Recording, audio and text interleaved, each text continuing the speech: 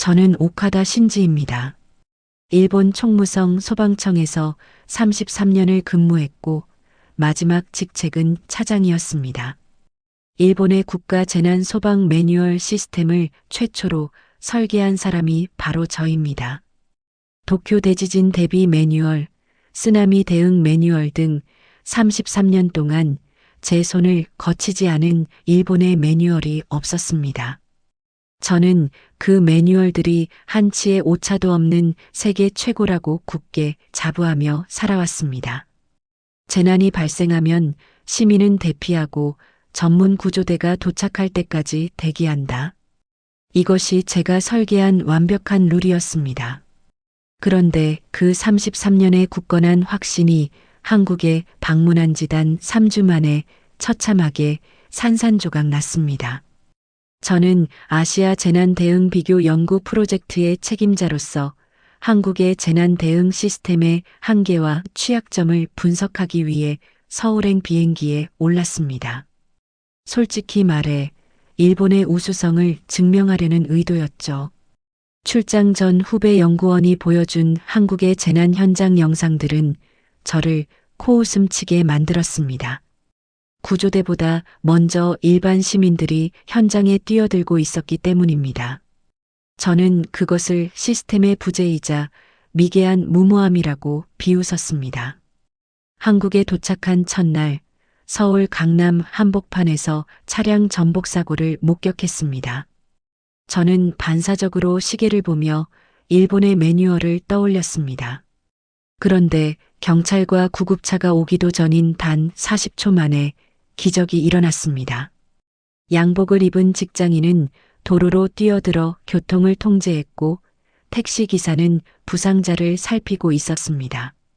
아무도 지시하지 않았는데 시민 3명이 각자의 역할을 완벽하게 분담해 현장을 통제하고 있었습니다.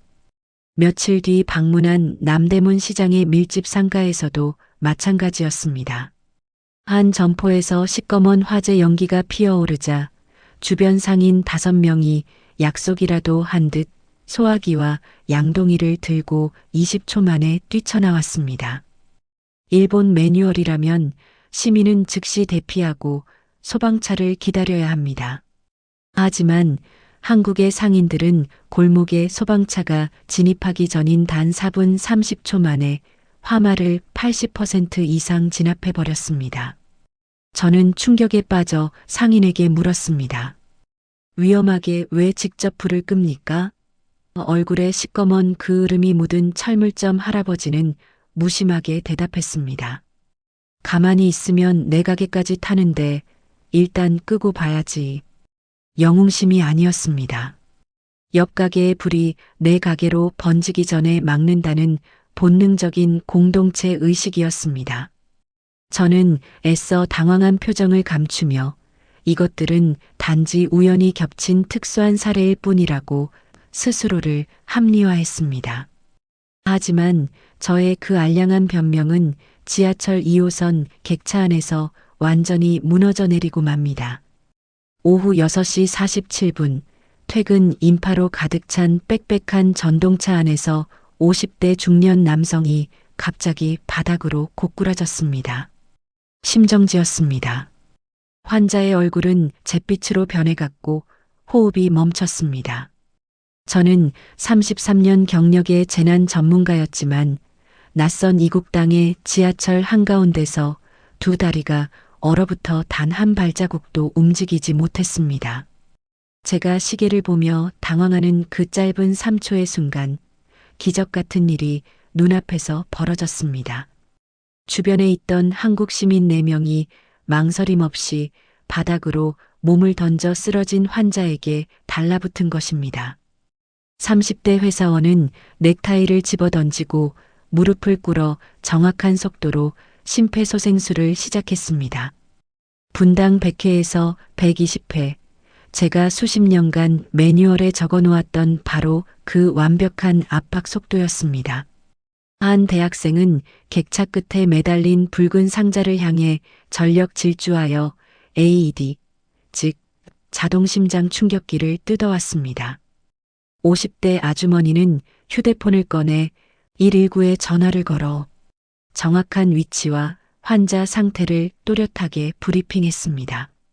마지막으로 배달 가방을 맨 청년은 양팔을 벌려 구경하는 승객들을 뒤로 밀어내며 구급대원이 들어올 공간을 확보했습니다. 놀랍게도 이들 4명은 서로 일면식도 없는 완벽한 타인들이었습니다. 누구 하나 지시하는 리더가 없었고 종이로 된 매뉴얼을 꺼내 읽는 사람도 없었습니다. 그런데 4명의 동작은 마치 수백 번의 재난 리허설을 맞춰본 특수구조대처럼 완벽한 톱니바퀴로 맞물려 돌아갔습니다. 대학생이 가져온 AED 패드가 환자의 맨가슴에 부착되었습니다. 기계가 리듬을 분석하고 강력한 전기 충격이 가해졌습니다. 3초간의 숨막히는 정적 후 멈췄던 환자의 심장이 다시 뛰기 시작했습니다. 구급대가 도착하기까지 걸린 시간은 단 5분. 들것이 들어왔을 때 환자는 이미 기적처럼 의식을 되찾고 두 눈을 뜨고 있었습니다. 객차 안에서는 살았다는 외침과 함께 우레와 같은 박수갈채가 터져 나왔습니다. 구급대원이 심폐소생술을 한 남자에게 응급구조사냐고 물었습니다. 남자는 땀을 닦으며 대답했습니다. 아니요, 평범한 보험회사 직원입니다. AED를 가져온 학생 역시 그저 국문학과를 다니는 평범한 대학생이었습니다. 저는 객차의 쇠기둥을 부여잡고 주저앉을 뻔했습니다. 전문가가 아닌 평범한 사람들이 어떠한 매뉴얼도 없이 저보다 더 정확하고 빠르게 죽어가던 사람의 목숨을 완벽하게 살려낸 것입니다. 일본이었다면 어땠을까요? 사람들은 119에 신고만 한 채 구급차가 올 때까지 5분에서 10분을 그저 뒷짐지고 가만히 기다렸을 것입니다. 전문가가 올 때까지 대기하라는 저의 완벽한 매뉴얼 때문에요. 한국행정안전부에서 열린 브리핑에서 저는 통계 데이터를 보고 경악을 금치 못했습니다.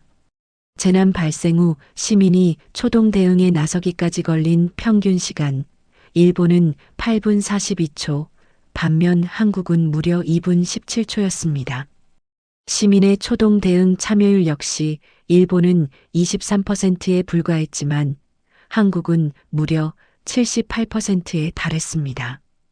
10명 중 8명의 한국인이 재난 상황에서 전문가를 기다리지 않고 자신의 몸을 먼저 내던진다는 뜻이었습니다. 저는 마지막 자존심으로 반문했습니다. 비전문가인 시민이 무모하게 나서면 2차 피해가 커지지 않습니까? 하지만 통계는 잔인했습니다. 한국의 2차 피해 발생률은 2.3%, 일본과 불과 0.5% 차이였습니다. 훈련받지 않은 한국의 일반 시민들이 훈련받은 일본의 전문가들만큼이나 압도적으로 정확하고 완벽하게 사람을 구해내고 있다는 뼈아픈 증거였습니다. 저는 손에 쥐고 있던 펜을 조용히 바닥에 내려놓았습니다. 브리핑 화면에 거대한 검은 바다의 영상이 띄워졌습니다. 사상 최악의 환경 재앙이라 불린 한국의 태안 앞바다 원유 유출 사고 현장이었습니다. 시꺼먼 기름이 아름다운 해안선을 끈적하게 집어삼키고 있었습니다. 그런데 그 지옥 같은 절망의 바다 위로 수많은 하얀색 방호복의 무리가 줄지어 나타났습니다. 새벽 4시에 전세버스를 타고 온 대학생들, 주말을 반납한 직장인들, 심지어 80대 노인과 초등학생들까지 모여들었습니다. 기름 제거 작업에 자발적으로 참여한 한국 시민의 수는 자그마치 150만 명이었습니다. 당시 한국 인구를 감안하면 국민 33명 중 1명이 그 역겨운 기름 냄새를 맡으며 스스로 맨손으로 바다를 닦아낸 것입니다. 일본 역사상 최악의 비극이었던 동일본 대지진 당시 전국의 자원봉사자가 150만 명이었습니다. 그런데 한국은 바다의 기름 유출 사고단 하나의 대지진과 맞먹는 150만 명의 인파가 자발적으로 결집한 것입니다. 영상 속에서 기름 묻은 돌을 닦던 한 할머니가 인터뷰를 했습니다. 바다가 아프잖아. 내 바다든 남의 바다든 아프면 와야지. 내 가만히 있으면 마음이 불편해서 잠이 안 와서 왔어. 가만히 있으면 내 마음이 불편해서. 이 150만 명 중 정부의 지시를 받고 온 사람은 단 12%에 불과했습니다. 무려 132만 명의 한국인이 그저 자신의 마음이 불편하다는 이유 하나로 지옥 같은 바다로 달려간 것입니다. 그날 밤 서울의 야경이 내려다 보이는 호텔방 창가에 앉아 저는 무릎을 꿇고 얼굴을 감싸쥐었습니다. 그리고 14년 전 제 인생에서 가장 끔찍했고 평생을 후회하며 숨겨왔던 아픈 기억의 봉인을 풀었습니다. 14년 전 동일본 대지진 당시 저는 소방청 총괄과장으로 재난본부를 지휘하고 있었습니다. 그때 아내에게서 다급한 전화가 걸려왔습니다. 78세이신 저의 아버지가 길거리에서 갑자기 심장마비로 쓰러지셨다는 비보였습니다. 도로가 마비되어 구급차가 도착하려면 한참이 걸리는 절망적인 상황이었습니다. 저는 전화기 너머로 아내에게 주변 사람들에게 제발 심폐소생술을 도와달라고 소리쳐 부탁하라고 미친 듯이 오열하며 지시했습니다. 하지만 수화기 너머로 들려오는 대답은 저의 심장을 갈기갈기 찢어놓았습니다. 여보, 아무도 안 도와줘. 다들 전문가가 아니니까 함부로 만지면 안 된다고, 구급차 올 때까지 가만히 대기해야 한다고 물러서고 있어. 전문가가 올 때까지 함부로 만지지 말고 대기하라.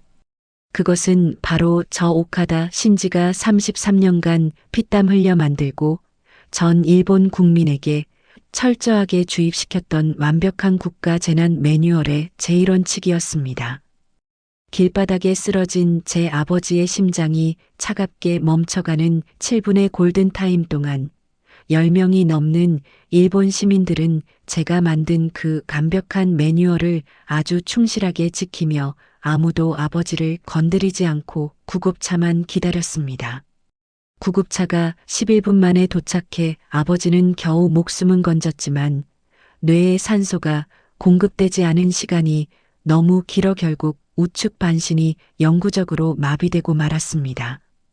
제가 만든 매뉴얼이 제가 가장 사랑하는 아버지를 망가뜨린 것입니다. 만약 제 아버지가 쓰러진 곳이 일본 도쿄의 거리가 아니라 한국 서울의 그 지하철 객차 아니었다면 어땠을까요? 3분 만에 모르는 사람들이 몸을 던져 심폐소생술을 하고 아버지는 지금 두 발로 온전히 걷고 계셨을 것입니다. 저는 참아왔던 눈물을 터뜨렸습니다. 짐승 같은 오열이 호텔방을 채웠습니다. 33년 동안 수만 장의 종이 매뉴얼을 만들었지만 사람의 마음을 움직이는 법은 단 한 줄도 적지 못했던 저의 무능함이 너무나도 뼈저리게 한스러웠습니다. 다음 날 한국의 김 과장이 저에게 서류 한 장을 조용히 건넸습니다. 2001년 일본 도쿄 시노쿠보역 선로에 떨어진 일본인 취객을 구하기 위해 주저없이 달려오는 열차를 향해 몸을 던졌던 26살 한국인 청년 이수연의 기록이었습니다. 당시 CCTV 분석 결과 이수연 청년이 타국의 선로로 몸을 던지는데 걸린 시간은 단 2초였습니다. 머리로 생각하고 이익을 계산할 틈조차 없는 시간. 그는 매뉴얼이 아니라 심장이 시키는 대로 몸이 먼저 움직인 것입니다. 김 과장이 말했습니다. 오카다 선생님, 한국에서는 남이 위험에 처하면 나도 모르게 몸이 튀어나가는 문화를 오지랖이라고 부릅니다. 남의 일에 왜 참견하느냐고 욕도 먹지만 결국 그 오지랖이 위기의 순간 사람을 살려냅니다. 지하철의 4명의 영웅도, 시장의 철물점 할아버지도, 기름 바다에 뛰어든 150만 명의 자원봉사자들도, 가리고 시노쿠보역의 이수현, 청년도 모두 같은 한국인의 피, 그 뜨거운 오지랖과 정이라는 DNA를 공유하고 있었습니다. 출국을 앞둔 마지막 날 아침, 저는 서울역 광장 벤치에 홀로 앉아 낯선 이방인들의 일상을 가만히 관찰했습니다. 그리고 그 평범한 20분의 시간 동안 제 눈앞에서 믿기 힘든 3번의 오지랖 기적이 연속으로 일어났습니다. 무거운 캐리어를 들고 끙끙대는 여성의 짐을 지나가던 중년 남성이 대신 번쩍 들어 올려주었습니다. 길을 잃은 외국인 관광객에게 젊은 여대생이 자신의 약속 시간을 쪼개가며 목적지까지 직접 10분을 걸어 동행해 주었습니다. 그리고 찬 바람을 맞으며 구석에 웅크린 노숙자 옆으로 출근하던 정장 차림의 직장인이 조용히 다가가 방금 산 따뜻한 캔커피와 삼각김밥을 아무 말 없이 살포시 내려놓고 다시 자신의 길을 걸어갔습니다. 저는 깨달았습니다. 한국의 재난 대응이 전 세계에서 가장 강한 이유는 거창한 국가 시스템이나 엄청난 예산 때문이 아니었습니다. 일상에서 숨쉬듯 타인을 돕는 이 사소하고 따뜻한 습관들이 모여 위대한 시스템을 대체하고 있었던 것입니다. 남의 짐을 들어주는 손길이 불이 났을 때 소화기를 드는 손이 됩니다. 길을 안내하는 발걸음이 기름 유출 해변으로 달려가는 발걸음이 됩니다. 노숙자에게 김밥을 건네는 마음이 심정지 환자의 가슴을 누르는 기적이 되는 것입니다.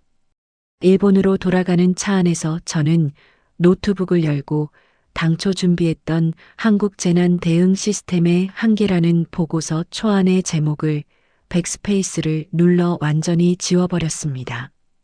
그리고 그 자리에 떨리는 손으로 새로운 제목을 타이핑했습니다.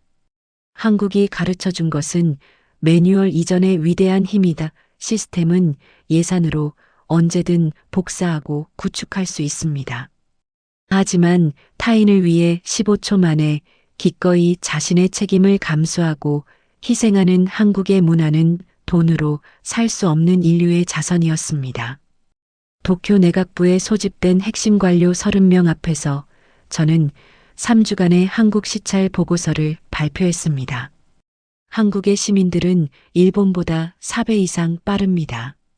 그들은 매뉴얼이 지시하기 전에 타인을 살리기 위해 먼저 움직입니다.